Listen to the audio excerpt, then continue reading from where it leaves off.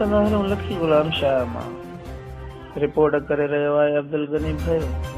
ADTV YouTube channel तरफ़ां फैज़ुल आड़े ते अलाह ॾिनो मलक ऐं अब्दुल हफीज़ भयो जी अॻुवाणीअ में तालीम फिरायो सिंध सिंगारियो जे उनवान हेठि सिंध सक़ाफ़त ॾिहाड़ो मल्हायो वियो, जंहिंजा महिमान ख़ासि KTV न्यूज़ तालुका लखी गुलाम शाह जो रिपोर्टर सीनियर सहाफ़ी डॉक्टर अब्दुल गनी भयो, नज़ीर अहमद संजरानी, मीर मुर्तज़ा पहोड़, मीर हसन बुकेजो, मोहम्मद वसीम मलक, शाहनवाज मलक, अल्लाह बख्श लाशारी, रफ़ीक अहमद नसीरानी, अली गुल मलक समेत सुबड़न फनकारनि शिरकत कई।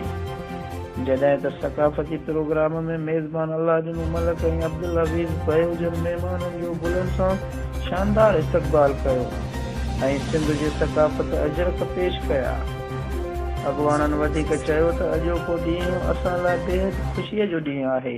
आख़िर में मेज़बान अल्लाह ॾिनो मलक ऐं अब्दुल हफीज़ भयो जन सभिनी आयल महिमाननि जो शुक्रियो अदा कयो, जॾहिं त प्रोग्राम में आयल महिमाननि खे रिफ्रेशमेंट बि ॾियणु करायो।